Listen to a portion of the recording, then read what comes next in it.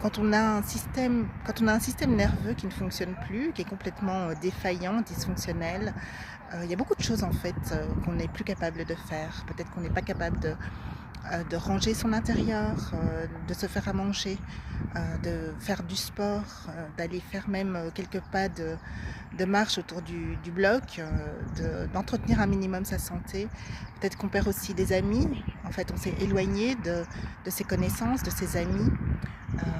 Et on se retrouve seul. Et du fait de se retrouver seul, c'est encore moins facile de s'en sortir. On est encore plus dans le désespoir.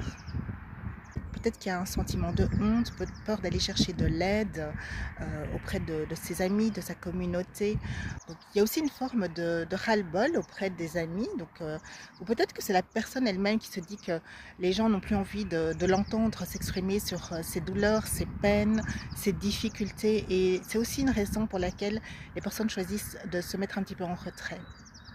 Donc si on reste à la maison et que le seul point d'horizon en fait c'est sa propre problématique, cette problématique elle devient quelque part obsessionnelle.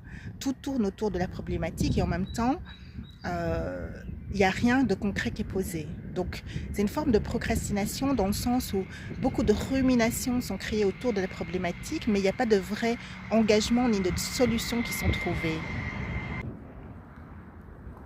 Le principe de rester dans sa bulle, de rester dans ses ruminations, de rester dans sa problématique sans aide extérieure, va faire en sorte qu'il y aura une forme de spirale obsessionnelle autour de cette thématique, de cette problématique.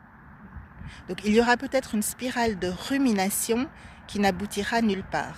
C'est bien de se rendre compte aussi qu'à partir du moment où la personne se trouve dans un blocage, vraiment si elle se trouve dans un nœud, c'est tout à fait indicatif de ce que son système de survie, le système de survie qu'elle a mis en place à la petite enfance, peut-être suite à un traumatisme ou à une perception encore d'une émotion qui n'a pas été prise en compte, qui n'a pas été gérée, son système en fait de survie, le système qu'elle a mis en place pour se défendre et qu'elle continue à mettre en application sans cesse, mais dans des situations qui ne sont plus adéquates, arrive à sa fin et montre en tout cas un essoufflement.